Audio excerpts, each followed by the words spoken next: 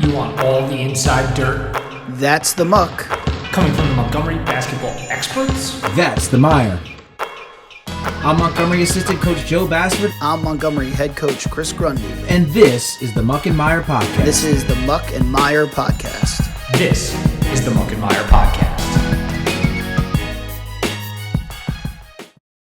Good morning, ladies and gentlemen. Welcome to the second edition of the Muck MIRE podcast. I'm your host, Brandon Furey, joined by Keith Glock. Mr. Glock, how you doing? I'm good, Furey. How you doing, man? I'm good. So we had a short week this week. A couple things we'll get into, but first off, I got to ask, did you take anything away from the week? I did. My take on Montgomery basketball right now is that it's kind of like when you're serving on a jury, right?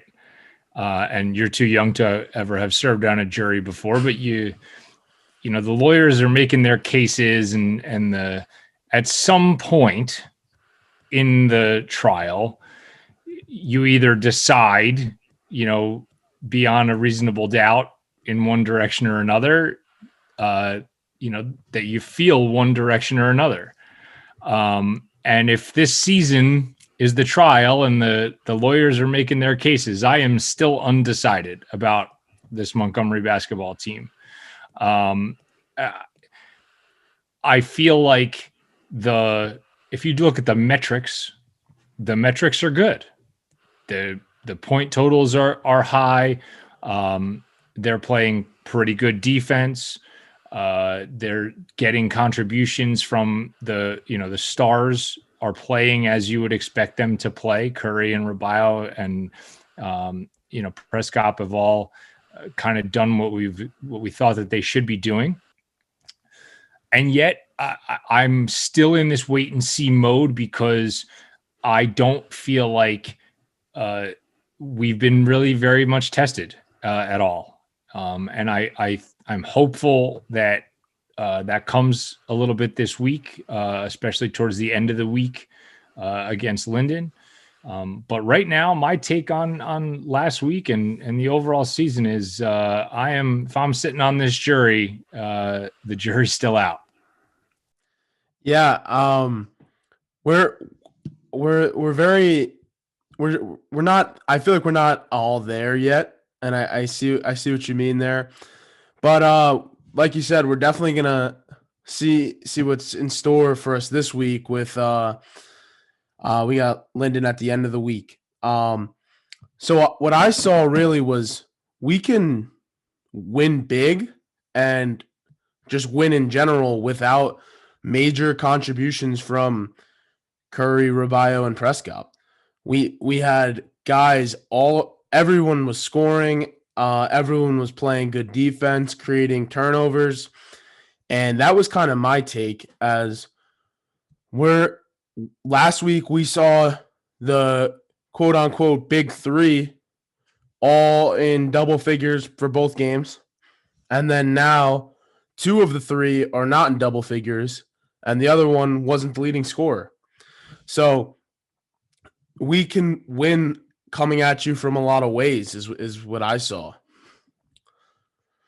So yeah, I mean, I agree with you there. What if you had to say right now what the identity is of the team? I think that's also kind of an unknown. I think we know what they want to be, and we've seen flashes of greatness, like you just mentioned, on both the offensive side, and then when they push defensively, out into the full court and into that matchup zone and the trap. I mean, but I think we've played a little bit of this and a little bit of that. So, but I guess my point in making the analogy that I did was that we haven't had to be any one thing. We haven't really been forced to be in a bad position yet to have to identify ourselves in one kind of way. So TBD. Yeah, for sure. So we had a 73-47 win over Immaculata. Szymborski had 16, Curry had 14, and Velocic had 13. everyone was contributing. Gordy had 5. I think Rubayo had 9. Prescott had 7. Josh Moore had 6. I really, really, really liked what we saw in that aspect of it. Everyone's contributing. Yeah. And, we've talked about it a lot that as the season goes on and when you play those more skilled opponents where, there are 2, 3, 4 very, very talented players on opposing rosters, that you're going to need a contribution from a Szymborski and from a Vlasic on the score sheet.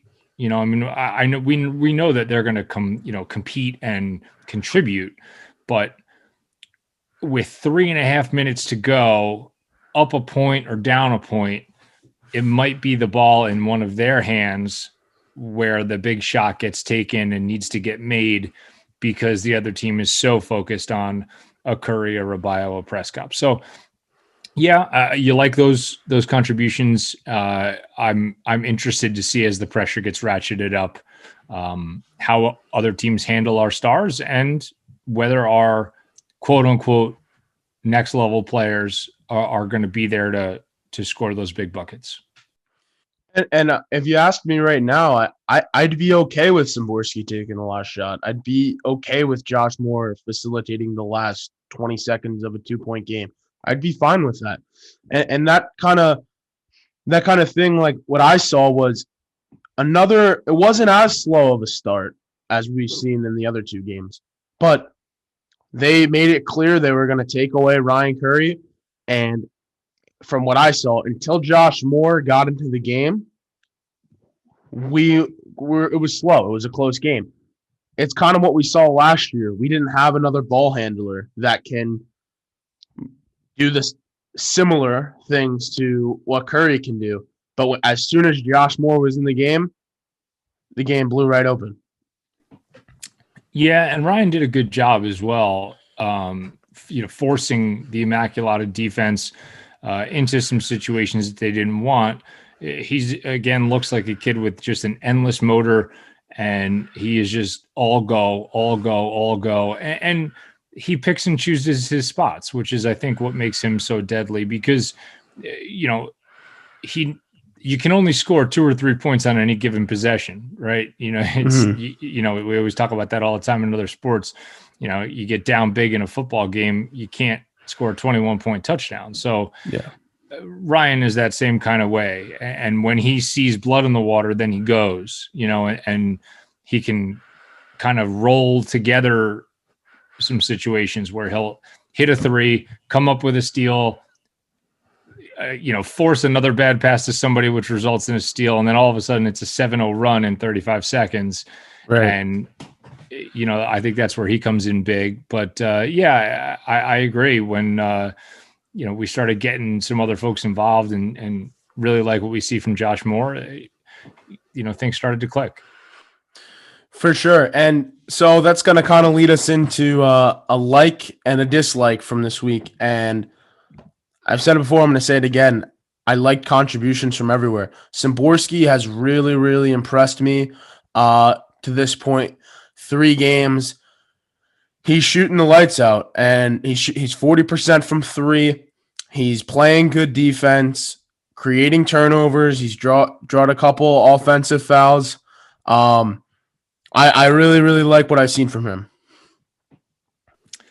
What I liked from this week was Noah Vlasic. I think that we saw last year his ability to fill up the stat sheet, especially, and we joked about it, that he became, Mr. Third Quarter, because it seemed like every time there was a lull coming out of the half, he was the guy that hit 1 or 2 3-pointers. But you saw against Immaculata double digits in the first half from a points perspective from Noah.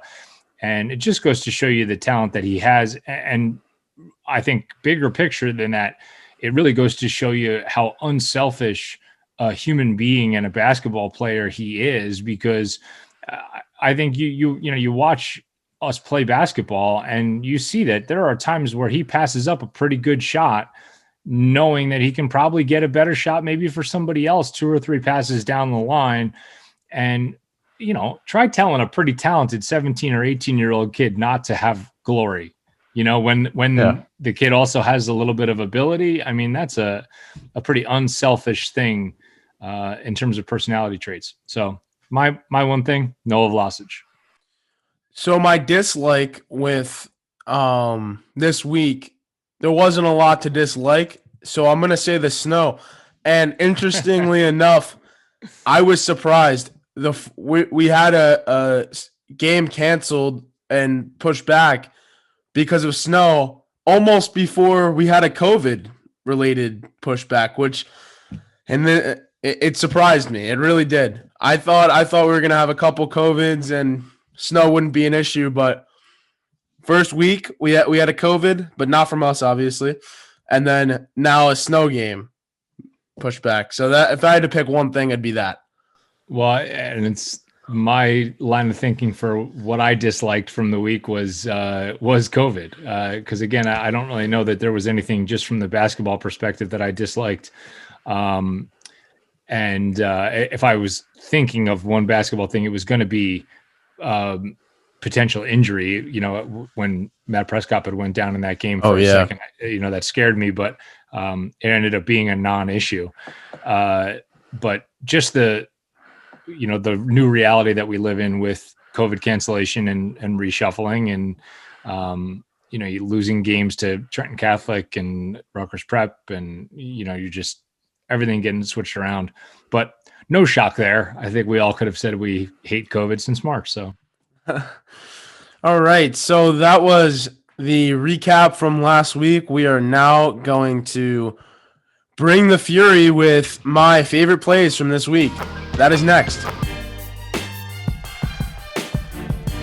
Here's Bring the Fury. It's my favorite plays from the week. We're going to start out with Matt Levy. Long pass ahead for JT Szymborski for the easy deuce. Here's Josh Moore with an unbelievable Euro step, showing that the freshman is not afraid of anything. Now the established star Ryan Curry with an unbelievable left-hand scoop shot layup off a great move. But then look at him hustle on the defensive end, create havoc for the other teams on both sides of the ball. And finally here, Noah Vlasic. First three-point attempt, no good. But Rubayo is going to rebound it, move it to Prescott, finds its way back to Vlasic, and he knocks it down. That's why that was shooting. Bring the Fury. We are now going to bring in the Lafayette-bound 6'9" forward center, Chris Rubayo. Chris, thank you for coming on. How you doing, man? I'm doing good. How are you? Thank you for having me. I'm good. So just to get right into things, 1-0 week this week. How'd you feel? It was good. I mean, obviously, winning a game by 30 points is always a good way to have it end up. We went in. I think we really brought a lot of energy right off the bat and just kind of kept it going and really proved how good of a team we really are. How has the bench impacted your energy? I think it's definitely a lot. I mean, obviously with no fans there making any noise, I think the energy off the bench has been really great. Not only with the people that aren't playing, but I think the people coming in off the bench, like Josh and Gordy, have brought a lot of energy when they do come in. And then, you're watching the game afterwards. Obviously, it's harder to watch as I'm playing, but to see after a big play, I see Kerry Wong and Alex Pendris go into a chest bump after a big play. It's nice to see how everyone's really into the game. Yeah, so you brought up Gordy, and I have a couple questions there. Do you see yourself as a mentor to him? How is that relationship? Yeah, for sure. I mean, I think I'm trying to work with Gordy the same way I was fortunate enough that Rohan worked with me. I think obviously Rohan and I were really good together, and I think that Gordy and I have the ability to be better than we were, better than I was when I was with Rohan. And I think it's just he's doing a good job really taking in what I'm saying and listening to what I'm saying and trying to put it into his own game and just get better as he goes. Now, I noticed you and Gordy on the floor a lot. I feel like it's kind of picking up a little bit. How lethal can that be? I think it's something that's really dangerous. I mean, you look around not just the conference, but around the entire state. There's not really that many teams that can match up with 6'8", 6'9", 6'9", 6'9" at the same time. I mean, it just comes down to really making sure that Gordy knows what's going on when he's on the court, making sure he's asking questions in practice, knowing all the spots and the plays, and then just staying calm when he's out there. I mean, he's got the ability to be really good for us this year, and then next year when I'm gone, it's just a matter of him working hard enough to get ready himself. So I wanted to ask, what did you do to get ready to be as dominant as you are on both sides of the ball? I didn't think I'm not surprised, but it feels like it's definitely a step up from last year in terms of just physicality, finishing. You're not hesitating to dunk it now. Like, you're throwing it down. What's changed? Yeah, I think it's just overall, I think I'm just coming in with a more aggressive mindset. I think I really worked hard during the off season. We were lifting all throughout the summer and then into the fall with Sarah. She really got us all better physically, really to really be able to bang out in the low block for me specifically, and just kind of in that period in between when we were supposed to start and then the actual start of the season, I was going and working out with my dad at a gym 3 times a week. So just getting ready for that stuff, just really working on finishes and stuff, kind of going through finishes and being able to kind of make quick reactions, seeing the double team coming and kicking out when it is there, just overall just getting ready to play. I really like how you put that. It's so natural this year. You really are seeing everything better. Compare that to when you were a younger guy. How do you think Josh Moore, JT Simborski, compare that to you when you were younger, how you saw it, and now it's speeding up for you, but going back to that age?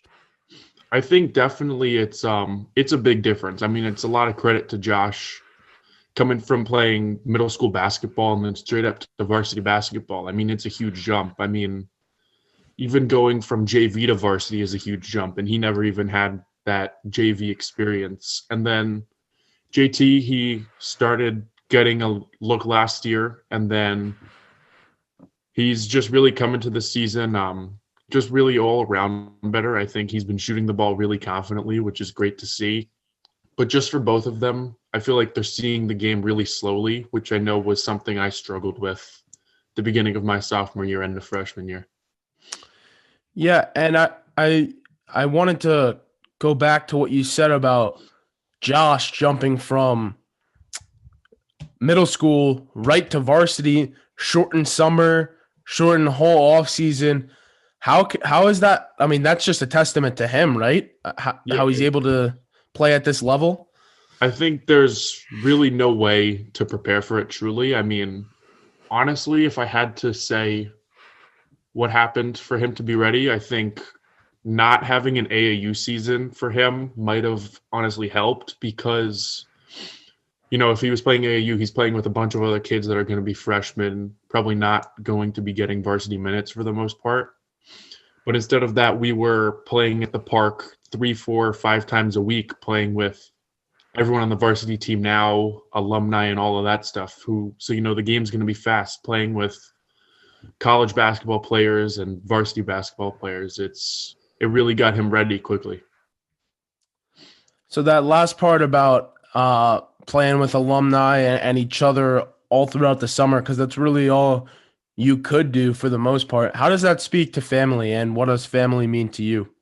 I mean, it's definitely a testament to everything that the family we've got going on there. I mean, the commitment out of everyone really to obviously take a risk and go out during the pandemic to go and play basketball with all of us just so that we are ready when the season started. And we really had no idea when that was going to be.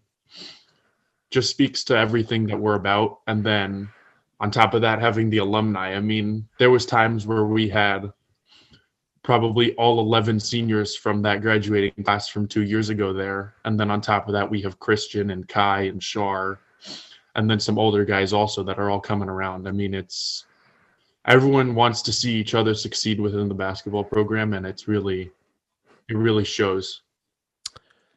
Yeah, that's unbelievable. It really is what Coach Grundy and staff have built with family.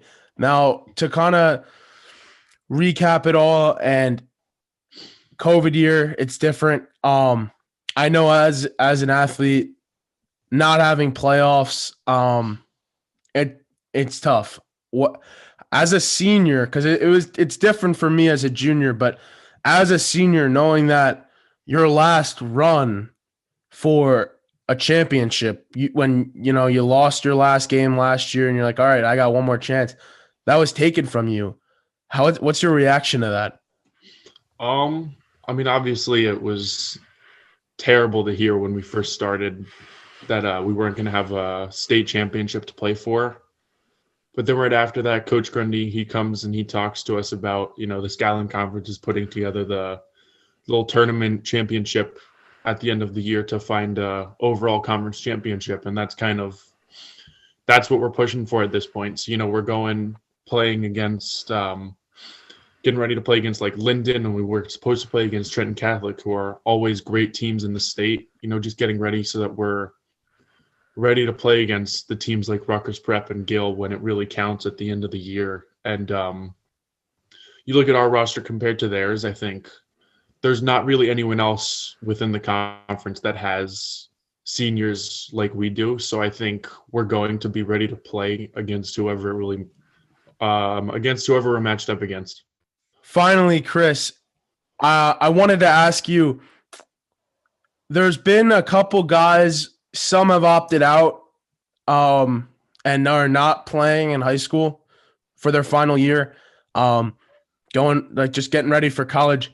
As a D1 bound player yourself, how does that speak to this team and what they mean to you and what you mean to them, that you're willing to play with them and for them when some guys weren't?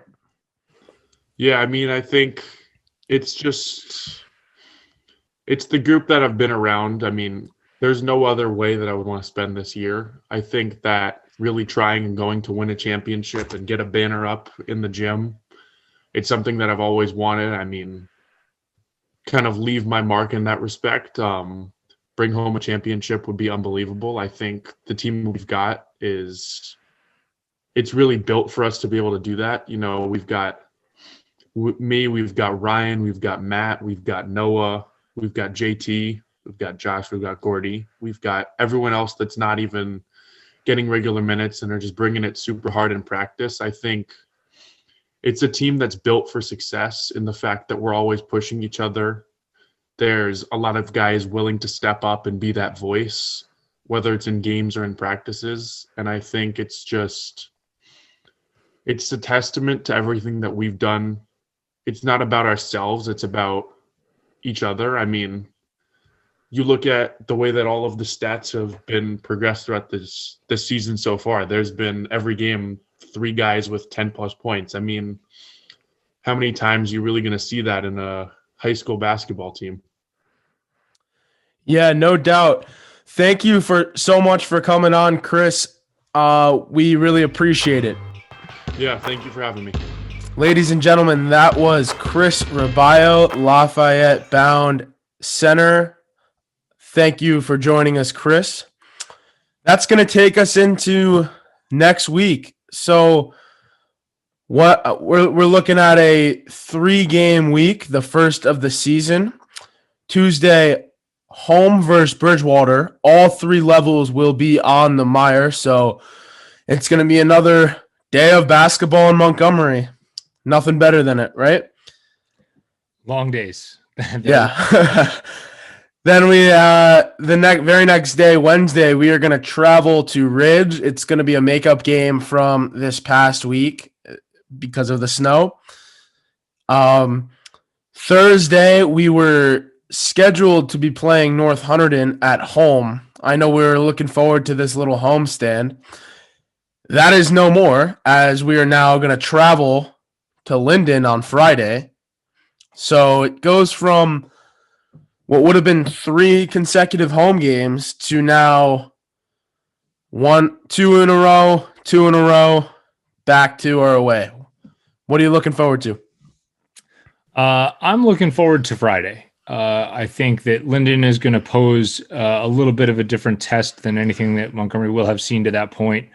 And I think hopefully some of the jury is out uncertainty will be lessened, and I'll learn a little bit more about who we are and how we stack up come Friday.